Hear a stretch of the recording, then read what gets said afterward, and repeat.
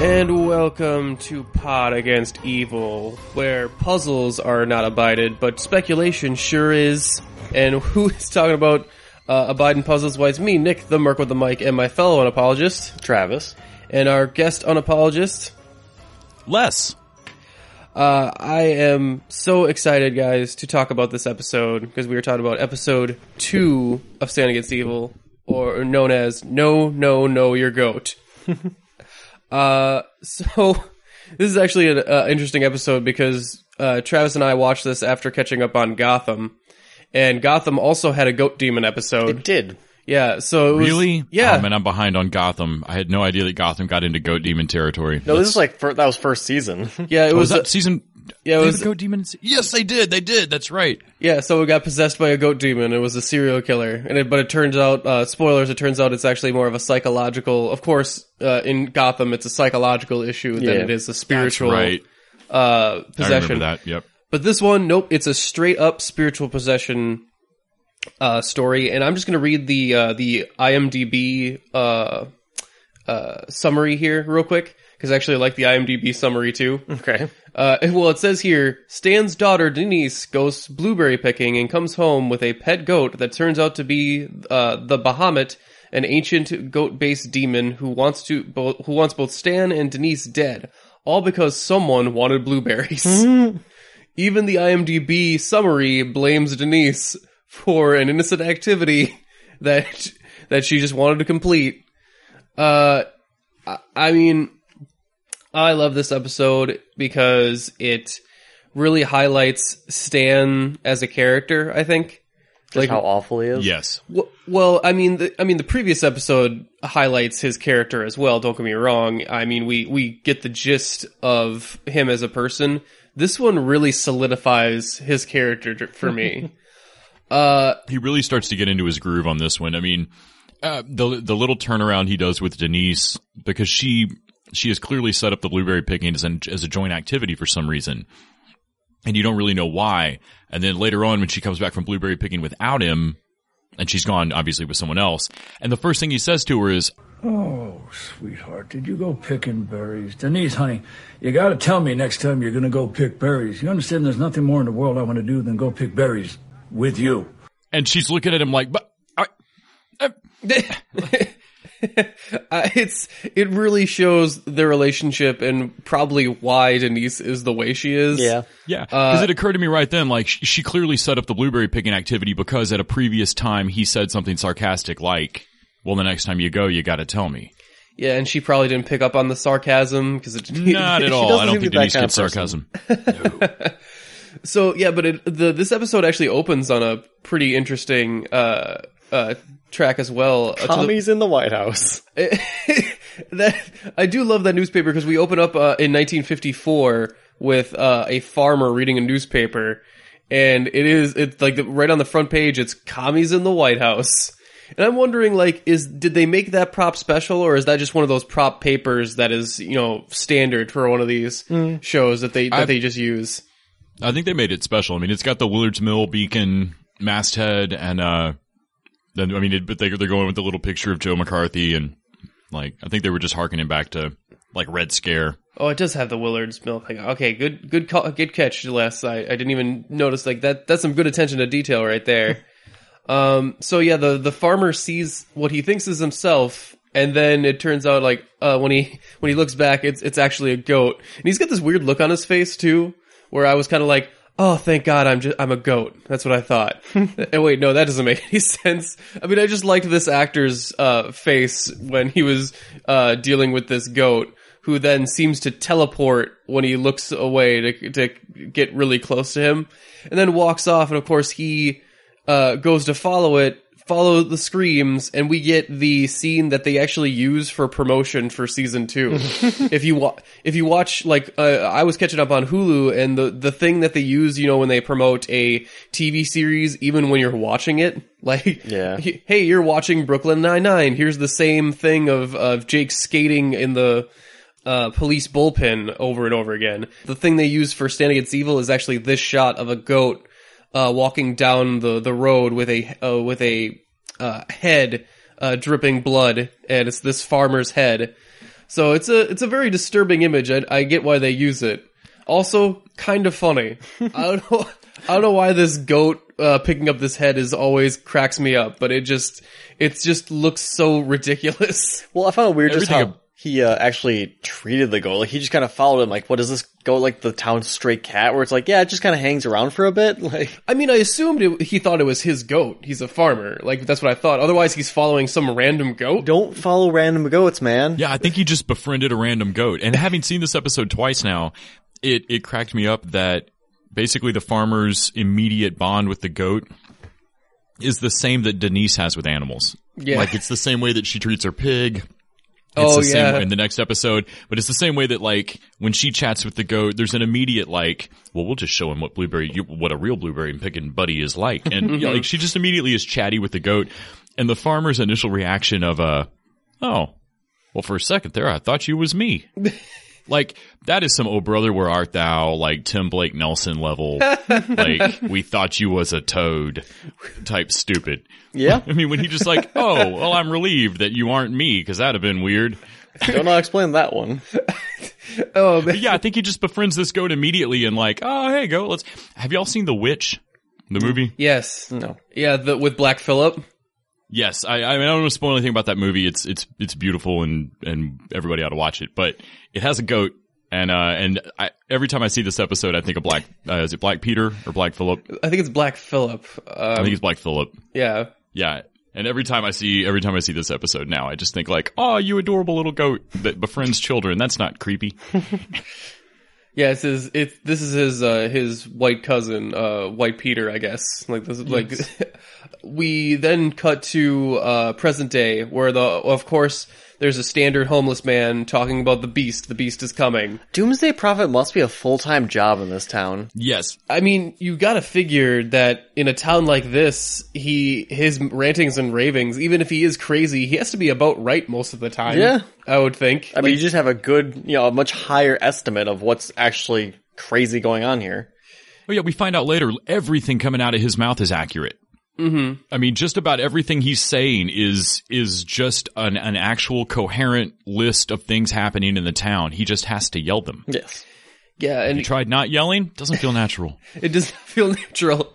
I mean, and then of course Evie comes up and it starts like, hey, you can't be, rustling up trouble here. And of course she gets the start of like, well, Stan used to let me do this. Like, that's like the start of the joke in this episode where like, Oh yeah. Stan used to let me do never this. gave me a ticket for disturbing the peace. Yeah. It's going to be a trigger pretty soon for her. Stan never gave me a ticket for hunting without a license. Yeah. Stan never, like, I'm like, Stan never commandeered my vehicle. Stan never gave me a fine. Stan used to let me hunt without a license. Stan never used a breathalyzer. Do I look like Stan? You know what? I don't see gender. I just see authority. you start to wonder, what did Stan actually do in his post here? Like, And at some point, Stan says later, at some point Stan has ticketed Ray Taft, the town crazy. Yes. Because Stan's like, oh, no, you can ticket him. but I You're mean, not going to like what he pays for money, what he uses for money. Yeah. And they don't explain it, but you just see Evie like, ew. no, okay. Yeah. Yeah, Don Stallings is the name of the actor that plays Ray Taft. He's my favorite side character through the entire season. This was the moment in the show where I knew that every actor on board in Willard's Mill knows exactly what show they're on. They just because go full out. his delivery of the crazy, it like the stuff like, no, I'm sorry, I really have to yell it just to get in the groove. I'm sorry. And like screaming it all, or showing Evie the necklace when they first meet. Like, where did you get that necklace? Like, oh, this, some I traded, some I got. Like, he swaps her an actual mystical necklace for a rape whistle. I mean, he says it comes from the woman who knows, and I love how like, here, why don't you take it? Why don't you give me something? And he tries to bargain for like, That wound up a lot less creepy than I thought it was going to go, too. yeah. Yeah, and I think that's kind of why I wanted to find out who that actor was, because yeah, that should have their whole interaction should have been creepy, and he almost ends up being a nice guy. Like when he does attack Evie later, he apologizes the entire time. Mm-hmm. Like, oh, sorry, I'm possessed. Sorry. Although it just he does hand her the necklace, the mystical necklace, but it's just a shovel and pitchfork, which apparently no one in this town actually knows what that is. The salad stuff. The utensils. And I do love her bargaining, his bargaining for the whistle too, because he actually starts asking for like, can I have your whistle? No, you can't just have my whistle. How about your gun? Here, take the whistle. Yeah, I think he moves up from like whistle to gun to can I drive the car to, you know what, here's the whistle. Yeah, I feel like this isn't going to go anywhere good, so I'm just going to let you have the whistle. Which Whistle of course, is whistle still on the table? That was the best option. which he like immediately starts just blasting. Yes. And I love his exclamation of, this isn't really me blowing it, this is just giving you a demonstration of what it will sound like. Yeah. He really does give a good impression of a crazy person of his own. He looks so happy doing his job. Like it doesn't pay for, it doesn't pay shit and it's not a great job, but he just looks like he's got a crap factory job. It just, does nobody even listen to me? Sometimes I really don't feel like anyone's listening. I want a union. I mean, oh man, I do like, yeah. Anytime anyone acts crazy, I do like to get the sense that they aren't just saying random stuff. Like there is some sort of logic to his crazy. Like, I don't understand it, but I feel like the actor does, like, for whatever reason. I always kind of appreciate getting that feel off of it. Anyway, what is Stan up to this episode? Well, Stan starts off just watching TV with his daughter, which is actually like, should be kind of a fun bonding activity, since that should be the one activity they do together. You'd think, but all he does is just trash talk her show. What was it, Danger Hall? It was it was a trucker show. Truckers, yeah, that's basically. right.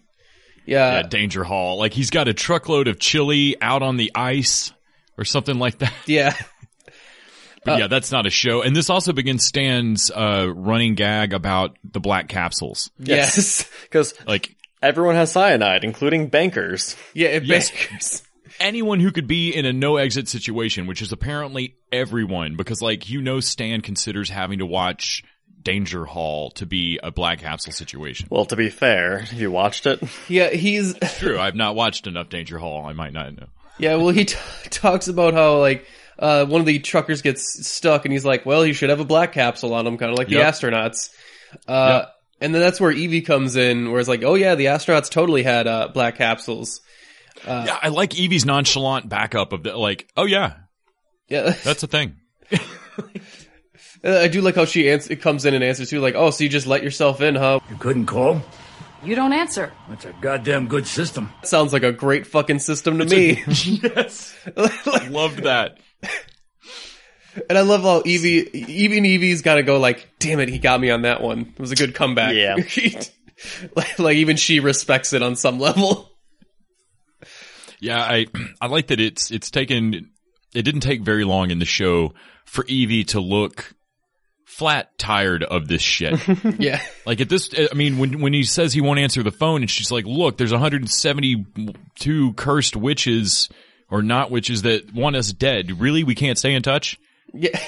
You don't see any reason why we ought to talk. And this actually does this also points out the fact that, they are after him despite the fact that he's retired too. Yeah. He should have been killed. They're not happy that he was protected for his entire run as sheriff. I wonder if there's gray area where I wonder if there's a debate on whether or not he still needs to die. Like some kind of town meeting of demons. They're like, there's some really thorough kind of OCD demons that are like, nope, we got to dot all the I's and cross all the T's. Yeah, I wonder if that would be interesting to see a debate amongst the demons of whether or not they count him among their cursed anymore. A demon bureaucracy would really ruin the mystique, I think. No, well, it wouldn't be. I mean, they probably have meetings and where's Wolfram and Hart on this? Yeah, the Go Demon's the union rep. That's unfortunate. We need the law firm from Angel. Yes, I would love if that was a crossover. If this was just the redneck version, like it was like they actually have the city slickers from Wolfram and Hart come in every once in a while. So yeah, this is where Denise brings up blueberry picking. Tries to get Stan to go with her. You know what? I like this little moment with Denise too is that she is talking with Evie, and she notices that, like, hey, where's your whistle? Like she's very observant. Like Yes. like she picks up on it almost immediately that her whistle is missing. Yeah. Yeah, she's never going to put these observations together into like a coherent, realistic Thought. plan. Yeah, or like- anything. But she's going to notice all of it and then not think anything of it. Yeah, like just like her in the whole first reaction to her- episode, where it's like, yeah, Yes. mom went off all the time. Yeah, Mom went out every night. What? So Evie finds the pendant, like the fork and shovel that are on the pendant. She finds those in the house. They kind of seem like some sort of talismans or whatnot. No, they're salad utensils. Yeah. Well, I mean, they're put up. They're put up in the house, kind of like some of the other stuff is in the house. And like it seems like another protection ward or Right. something. Mm-hmm. So she takes them down and takes them over to To Ray Taft. Yeah, Ray Taft. I was trying to remember his name. But before that, she has to figure out where Ray Taft lives, and in comes Deputy Drinkwater. Well, before that, we mentioned that, Denise goes blueberry picking, and Evie lets her. Yes, by herself. Yeah, like, that's super irresponsible. I mean, Stan, I get Stan. He would not care two shits, Yeah. but Evie should know better. Evie should know better than to let Denise go out by herself. Yeah. I mean, I would say we have a moment here in a few with Ray where Evie should know better as well. There's a few of those this episode. Yeah. it seems like Evie needs another couple episodes to really get in the groove of this town. Like she doesn't seem to know how it works at it yet. And one of the things I'm interested for in season 2 is to see if they remedy this. They caught some flack over the fact that Evie gets knocked unconscious or tied to something nearly every episode. Yeah. That she, for being an incredibly adept sheriff in almost every other regard, they seem to make a plot point out of her being a damsel every episode. Yeah, and I'm not gonna lie. By the 8th episode, it does start to bother me. Like these first early episodes, it doesn't because No, yeah, it didn't bother me the first few. It wasn't until the end of I think episode 8 or so that it started to get a little redundant. So I'm hoping that in season 2, maybe Evie ties some other people to stakes or something. I don't know. Or maybe Stan gets tied to a stake. Well, I like it because she actually does some pretty good investigative work this episode too, and I don't know. It just seems like at randomly they need we need Evie out of the picture for a little bit, so let's just have her get knocked out. And I mean, we don't need Stan to get knocked out because he's not very practical or competent to begin with. No. So yeah, Stan knocks himself out by virtue of something happening and him going no. Mm-hmm. I mean, I do like because and back to where Evie was trying to figure out where the Raymond Taft lives. In comes Deputy Drinkwater. Now, I would like to play a game with you guys, which I'm going to call MVP, or Most Vile Person. And I'm going to be straight up. My vote is going to be Deputy Drinkwater most of the episodes. I think that's probably going to be true just from a few things I've watched. Well, you see, Stan was making a good run for it this episode. He was really trying. But Drinkwater, even though he's not on screen a lot this episode, he really goes for it. He pushes the damage. So he's currently being financially dominated by a Russian. Yes. Yeah. Is that that's what I'm gathering from the snippets of background conversation he keeps trying to hide from other people in the station of no, I don't want to talk to your brother because every time I do, it's a different guy. Yeah, and I'm pretty sure he's ordering a Russian mail order bride. Yes. And so where he tips over to getting the MVP for me is that when he reveals where Raymond Taft lives, he goes back to his phone call conversation and he gets the details of the bride, and he's like, a green shipping container, I gotcha. And he's like, oh, he's engaging in human trafficking. Wow. He's a deputy. Just as an off-color joke, just like... Yeah, this is the kind of stuff Drinkwater's up to. And they won't fire him because they'd have to move the station. Yep. That's awful. And you have to imagine, because the next episode is the speed dating episode where he does go speed dating. He does not seem to mention the Russian wife anymore. So I figure hopefully that the deal just fell through and that he didn't just find a dead Russian chick in a green shipping container and then buried the body and got rid of the evidence. Oh, I think you're thinking a little too highly of him there. I don't think he'd bury that body. No, you don't think? I think it's already in a shipping container. Man. Or worse, he might take it home with him. Oh, okay. You know what? You're right. I'm gonna change my best case scenario that the body was just left in the shipping container. There you go. Can't That's what I'm unsee. here for. Yep. All right. So, man, what's Stan doing? He's being awful. So Stan is being more awful than usual, because this is the point where he does, he hid himself, when, Denise asked to go blueberry picking. He, for a guy who seems to be on his ass for most of this episode, he really does move when he needs to.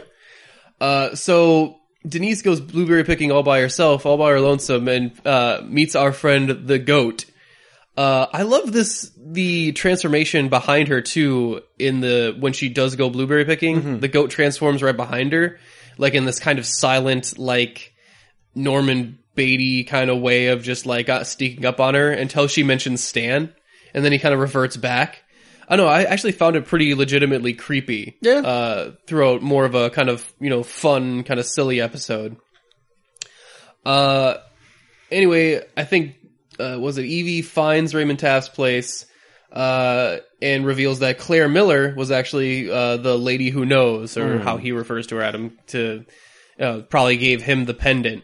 And she asked him to kind of like explain, the demon and whatnot, and this is of course the great moment where he's tries to say it without screaming, and he's like, you know what, this doesn't feel I have to let it rip. I'm like, all right, go ahead. And the demon shall come from. I love that even during his letting it rip yelling, she can like, wait, gotta back you up there. What is the beast? Oh yeah. And he like sits down and explains like in depth and like, okay. And then when the aside is done, he stands back up and continues yelling. Yes. Yeah. He's got a system, man. He's got a script and he sticks to it. I mean, I kind of respect it, on a certain level. I also like her exit from there when he's like, no, but I've still got to tell you, yeah, I think I have the gist of it and I have to go warn my friends. Mm-hmm. Oh yeah, no, that makes sense. Yeah, no, totally. I got you. They have this like, they could be having, coffee at 10 in the morning or something. Like this just seems like a totally light business lunch meeting. No, I have another appointment with the dead cat at 2, so I can wrap this up real quick. Like he's very focused when he needs to be, a very focused crazy guy. Oh, he knows what his job is. Professional town crazy. Yeah. Like, yeah, he might actually have a reference sheet, like it's just it's like it's like Willard's Mill has the town crier crazy person version of the troubadour from Gilmore Girls, where there's like a town person who nobody's sure who pays this idiot. Anyway, Denise returns home, and I like this moment too because this is the point where Stan goes like, you need to tell me when you go blueberry picking because I would it's my favorite thing to do with you. And I just go like, wow, what a jerk. But she also kind of bounces back really quick too. She does bounce back, but her face beforehand is just this level of confusion that Deborah Baker Jr. just really sells this moment of just like confused, like, I thought, well, yeah. It is masterclass parent trolling. Like he is trolling her so hard because he goes on about it for a minute. Now, Denise, that is the absolute best activity I've ever wanted to do with you. It's the one thing on my bucket list. Like, yeah, he really plays it up. Anyway, she tells him about her new friend on the front porch. And he's like, a boy that waits on the stoop for the parent. Wow, I haven't seen manners like that in a while. That's a problem with you millennials. Can't be a millennial because they're the problem. That's the problem with you millennials. No one ever told you that you suck, and by golly, do you guys suck? Yeah, kids need to know they suck. It got to that point where I'm just like, I was waiting for them to open the door. I'm like, yeah, you can just die right now. I'd be okay with that. I'm not really invested in Stan's survival at this point. It's just like, wow, what a jerk. And no one even brought it up. He just couldn't miss an opportunity. No. Yeah. And then I love, of course, a great moment from Deborah Baker Jr. here is that she's like, did I suck? And now, here's the bright side of this situation. Because she doesn't know if she sucks or not, I'm pretty sure that Stan has never told her to her face directly that she has sucked. Or she forgot, or misunderstood. Or forgot. But... yeah, or thought he was joking, or... Yeah. I mean, I'm gonna take it as a good point of, like, he never out and out said that she was terrible. So I'm gonna put that in a win column for Stan in this episode. Because otherwise, he doesn't have a lot of great parenting wins in this episode. I also like Stan's weird, like their weird kind of turning it into her bringing a boy home. Yes. Because like there's also a weird, new boyfriend replacing absent father analogy that you could make, and like they kind of conflate it all really quickly by having Stan go, "Well, bring the boy in, bring the kid in to meet me," or whatever. And it adds this immediate weird awkwardness to it. Mm-hmm. And you start to get the feeling that, like, if it were just a demon, if you just came in and told Stan there's a goat demon in the yard, he'd keep watching TV. Yeah. I think he's only going to the door and fighting it and turning it into a whole, and granted he has to do it his way. He has to look exhausted by the whole ordeal, like he doesn't have time for any of your stupid shit. But I think the only reason he's involved is because basically he's treating it like a suitor to come to court his daughter. Mm-hmm. But of course then the shit hits the fan quick, and it becomes night just over their house. Yes. Yeah, I do love it too, because he Denise says, like, I didn't know he was a goat demon. He just seemed like a cute little goat, and of course Stan's like, don't they all? They all do, Denise. I mean, I feel like the metaphor breaks down after a certain point, but it just comes unspooled really quick, but it's so awkwardly weird that they even start conflating it. And I loved it because he's like, we're under siege, and just like Michael Caine and Zulu, and I'm like, yes. A Zulu reference, really?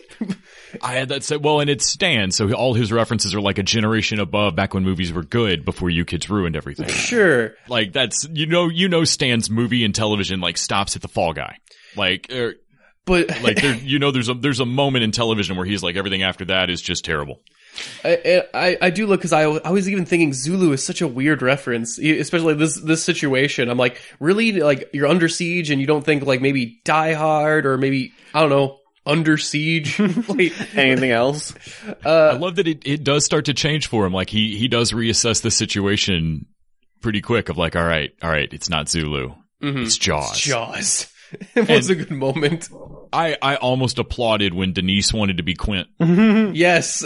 No, you're not Quint. I'm Quint. You can be Brody. I don't want to be Brody. No, it was actually the opposite. No, she wanted to be Brody. Stan was like, I can be Brody. Like, no, you're not Brody. I'm Brody. Who did she want to be? Like, she wanted to be Quint. It's like, Quint dies. Quint dies. Like, no, you can't. Oh, he's going to be Brody. She's going to be Hooper. Hooper, that's right. Yeah. Like, you be Hooper. Like, there's this big argument of who the person in Jaws that they are. Mm-hmm. And I like that the only reason he thinks to blow up the monster is that, oh, well, that's what they did in Jaws. Yeah. And that's the reference I just made, so that's what I'm going to do. I mean, most things blow up, so... And just saying Jaws gets the entire plan across to Evie later, which is amazing. It doesn't make the plan go right, but I like when Evie's like, which part of Jaws? Oh, yes. Come on, figure out what possible part of fucking Jaws could I be talking about? I do love she does pick up on it pretty quick. But I did want to mention one more. This is a really good Denise episode, I've realized, because Deborah Baker Jr. gets another fucking awesome moment because Stan gets knocked out before it turns to night because the goat demon makes her see Denise as the goat demon, and he gets confused. And that's a brilliant little switch. I really love that paralyzing moment when he turns around and they're speaking from, like, the voice isn't coming from anywhere, but they flip, like, because you see him crisis for a minute of like, shit. Yeah, he's actually legitimately worried he's going to shoot his daughter, and like that's a nice moment for him. But I love the moment when he wakes back up and he's like, "Are you?" And Denise looks down at herself. She checks. She checks if she's her. She's not 100% sure, but then she goes, "Yeah, I'm me." Like she has to check for that moment, but then she's sure that she's her. Like, also her time measurement is, I don't know, like a microwave popcorn amount of time. Like a microwave popcorn amount of How long was I unconscious? Like a minute? Like a microwave popcorn amount. Like, I mean, I really love Denise in this episode. She's really good. But like immediately after, Stan does something to hate him even more because he blames his wife for the situation. Oh yeah, Yeah. that was amazing. I mean, he as he's leaning down, he's like, "Oh, and thanks, Claire. Thanks a whole lot." Like, really, you inept fuck. Yeah. Your dead wife is the only reason you're alive to even see any of this shit. All of this would have happened on day one. Like you really get mad. Like you ungrateful son of a bitch. You don't understand how much your wife has obviously done for you, and it just becomes more apparent throughout the series too. Yeah, I feel like John C. Reilly is one of the few actors that could make the particular curmudgeon of Stan work for me. I think you mean John C. McGinley. Oh, John C. Oh, yes, I'm sorry. Not Although John C. Reilly wouldn't have been a bad turn either. Probably make it all right. It'd be more doofusy. But no. Yeah. John C. McGinley is one of the few actors that could make as unlikable a curmudgeon as Stan really work for me. And it's because even he doesn't fully sound like he believes it sometimes. Like, it sounds like he has a pattern of what men ought to say or like, what is a fair man reaction in this situation? And he just starts saying it. Like, what, is there a gap in audio coming out of other people's faces? Well, then let me bitch about millennials for a minute. Like, but these things, like it almost feels like the longer winded complaints in Scrubs, when he would tear into JD of like, you don't even really believe these things. You just really want to say them. And I feel that way about Stan sometimes of like, okay, no, he's not that horrible a parent because he's clearly not actually told Denise that he's not made her understand that he does not like her. Mm-hmm. And that's a believable thing he might have done in her childhood. And he clearly hasn't done that. Like, he does go to the door and get rid of the goat demon. Like, he ends up doing things that make me on paper not hate him.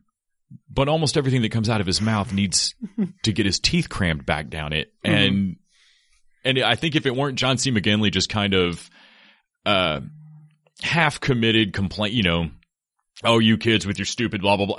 I get the feeling he could get halfway through complaining about you, realize you said something he wanted, and stop and go, wait, what? Yeah. Like I could see him like getting halfway through berating someone before realizing he should be praising them and having to like, oh wait, what? Shit. Cause it's just it's like you put him on a train track towards hating things. It's just hard for him to switch gears. Yeah. I mean, I really like Stan's, a moment where he goes out to face the goat demon as well.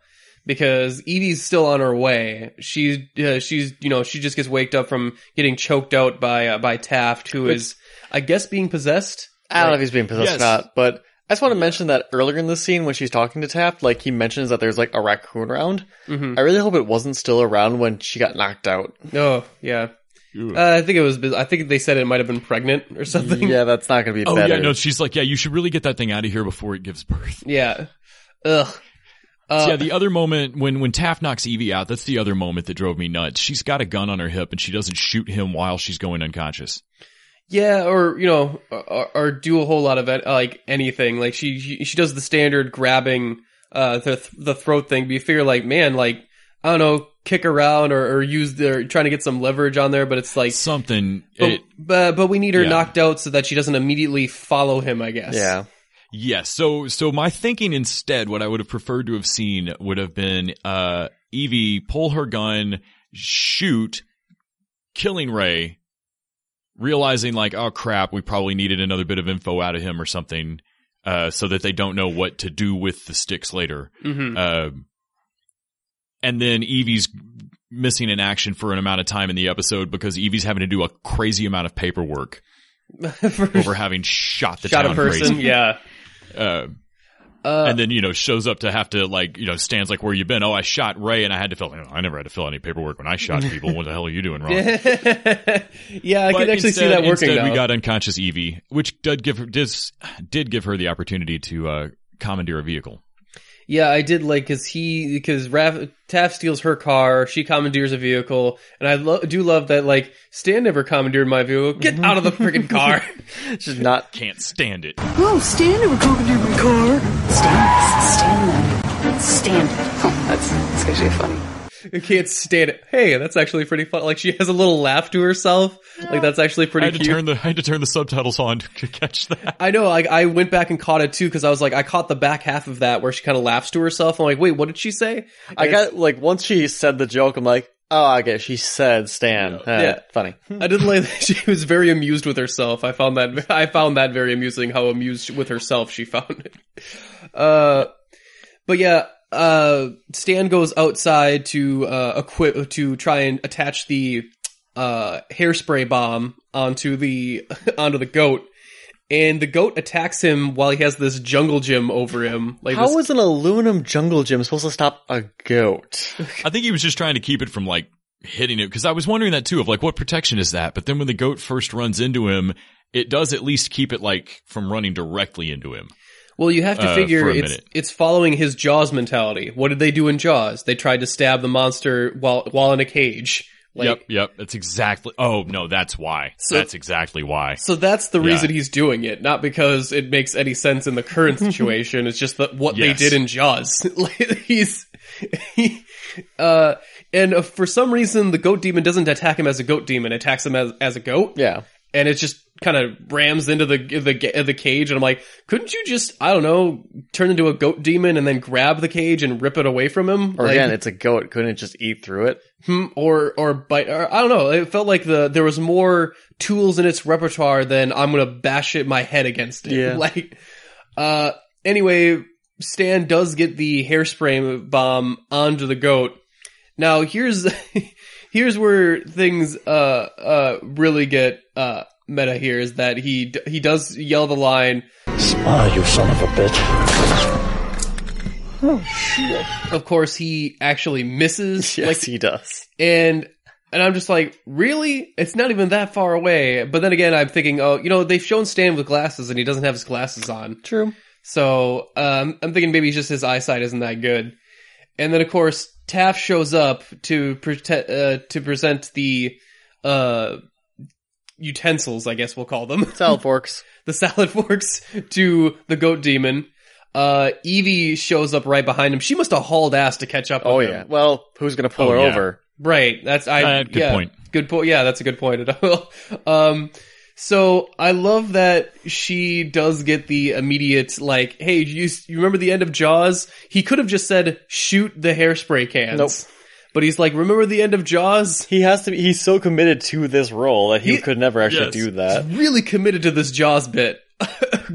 And she starts to say the line, and he's like, no, I already said that. Smile, you son of a... I already said that. Well, I want to say it too. She's immediately in on it. I wonder, like, the goat demon's just gonna be really confused standing there, just like, what the fuck are they talking about? So she takes a shot at it. She actually hits the hairspray bomb, but of course, that's not how explosives work, so it doesn't work like that. Oh, but it doesn't stop Stan from insulting her. Yeah, it's like, nice shot, Annie Oakley, and I'm like, she actually hit the fucking thing. Yeah, at least she hit the damn thing. It's not her fault that physics don't work like that. Not everything explodes. Yeah. Well, except for when they do. And I do love that. Janet Varney actually has a moment where she actually mouths the word motherfucker. Like, yes. Stan says, "Oh shit," when he can't fire the gun too. Like when he misses initially, I think he actually says he mouths shit. Yeah, but yeah. I love that she mouths motherfucker. She's like, when Stan's trying to come up with the bomb, there's another wonderful Denise line where he asks about, do we have a fire extinguisher? And anyone following along at home can tell, like, they had a compressed air tank. Do we have a fire extinguisher? And her response is, we have a hose. Like, you don't understand what I'm asking for at all. I don't need to put a fire out. Well, yeah, and Denise is the one that ends up in this plan actually getting to close the deal is amazing. How does she even know how to do that? That was I don't know how, but I love it anyway. I don't even care, because while everyone else has failed, she comes up behind the goat demon, steals the utensils from Taft, and goes with her own badass one-liner. Smile, you stupid man! and stabs the goat demon with the utensils. And then it does explode. And then it does explode. Yes. So, hey, she gets to be Brody. This continues a trend of things that this mildly annoys me about Stand Against Evil. The demon explosion is freaking great. Yeah. Like, I love how it just bursts like a body bag full of blood. It's exactly what it ought to look like.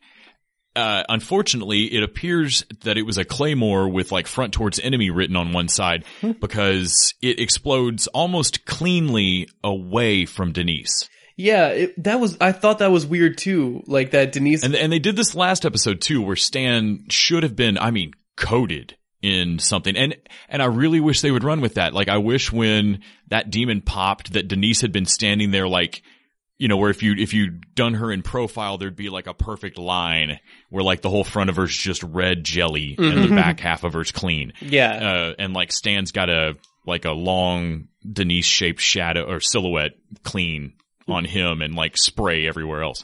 Like, I really wish they'd lean into just making a mess. Fake blood all over the damn set. I know that's got to be one line producer's like nightmare, but to somebody to have to track all that shit. But oh man, I really wish they'd run with more fake blood. It was my only legit complaint in this episode was like, I wanted them to be covered in that demon after he bursts in the yard. Yeah, and they let the blood rip over every place else. I was a little confused. I'm like, I just don't understand why Denise didn't get any on her. But I do love that even afterwards she does get her own, like, I told you I was Brody. Yep. She does get to be Brody. She was Brody of the scenario. I love that. I love whenever Denise gets a win. It really makes me feel good on the inside. And I totally believe that Denise might have overheard her mom say one time, oh yeah, you stab those in the back of the... Like, that would be a totally Denise thing. For her to turn around and go, oh no, it's written, there's instructions on the back of the spoon. No, it would just be something that, as a kid, she'd probably ask her mom, Mommy, what are those for? Stabbing goats in the back. Aww. Because nothing but her ideas matter to her, but she does seem to know a bunch of shit she just doesn't realize is pertinent. Yeah, I mean, I really like if we go through a trope, like some of the other tropes of like some other supernatural shows, I hope there's a trope where it makes Denise there's a spell that makes Denise actually super smart, or like evil or something. Evil will be fun. Evil Denise is something I want to know what evil competent Denise is like. She'd probably take over the town. I think she would. I think she would be she would be their most effective threat ever. So it's completely feasible to consider that this entire show is about Evie becoming the woman who knows. Mm-hmm. I mean, it's very feasible that I mean, not Evie, I'm sorry, that Denise should become the next witch that protects the town. Yeah. I would think. I mean, I could see that happening, actually, yeah. I would love there to be an episode at some point where someone steps in and is like, I'm Denise, I'm supposed to take you under my wing and teach you all the ways of magic. I could see Denise going off for a summer abroad to learn magic. I can see that as well. I actually am looking forward to what they want to do with Denise in season 2. Well, they better be British. Whoever takes her over. Anyway, this episode actually wraps up with our three mains together, talking about I feel like we're forgetting something. Yeah. And honestly, I couldn't remember what there is something that's not wrapped up, and it's Ray. Ray is in the middle of the lawn. They didn't grab him at all. No, they just left him there. Was he under so much sludge that they didn't notice him? That's an odd thing to forget. But yeah, we see the crow with the sickle at the very end come in and take care of Raymond, presumably, and that we saw him the previous episode too. He seems like a running overall threat that we'll see also later in some of the later episodes. It's got a plague mask going on. Mm-hmm. Yeah. Well, it does turn into something pretty interesting. I actually like his design too. I know we didn't talk about it last episode, but his design is actually really creepy and kind of awesome to me. This crow mask and the sickle. It's very Grim Reaper-ish. In the crow calls, very foreboding. I think it is just literally a plague mask, isn't it? No, plague masks I think are super creepy though. I like the use of one. I I thought it was a neat design pick, but yeah, I think that's exactly what that is. They stuffed the long cone of the nose with aromatic flowers. Yeah. Seriously, in order to be able to be a doctor around people dying of plague. Yeah, like during the Black Plague. Yeah. They actually, I don't think, had any idea whether or not things were airborne or any of that kind of terms. Like, I don't think anybody was wearing it as an actual mask. It's just that, like, It dying smelled people bad. stink. Yeah. Yeah. Anyway, very, very creepy looking. I love the design. But that does wrap up our episode here. Man, I really like this episode. It's fun. Of course there's a goat episode. Of course there's a goat episode. I hope there's another goat episode. And if you're listening to this right now, I'm not sure if it's still available, but Santa Gets Evil did a special on their Facebook page where you got to watch one of the season 2 episodes for free.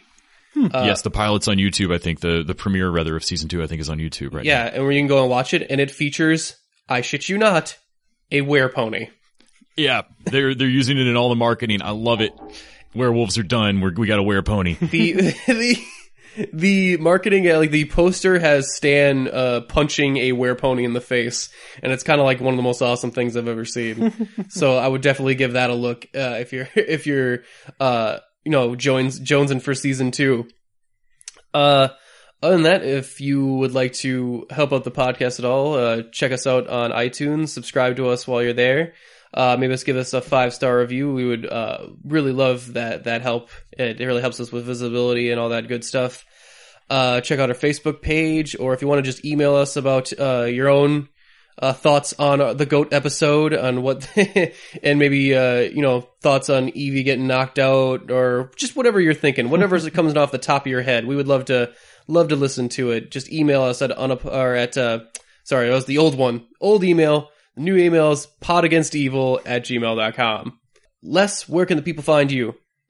Let's see. You can find me over at thetvdudes.com. Here shortly, I'll also be over at www.thegooddieyoungtv.com, which will be my new podcast, showcasing short-lived shows that were just too pretty to survive. Including me on a couple episodes of Middleman. Yes. Which is... Yes, the first season of that is going to be about the Middleman, and yeah, Nick was gracious enough to co-host a couple episodes with me. Though not the episode he wanted. I can't tell you how much I wanted Fish Zombies. It's one of my great disappointments in life. But you know what hasn't been a disappointment? Recording this episode with you guys. It was an absolute blast. Join us next time for the speed dating episode. I'm laughing just thinking about it. Yo, the next two are great. The speed dating episode and the Bobby Orr episode. Yeah, so yeah, join us next time for Let Your Love Grown. God, I love these titles. Love these titles.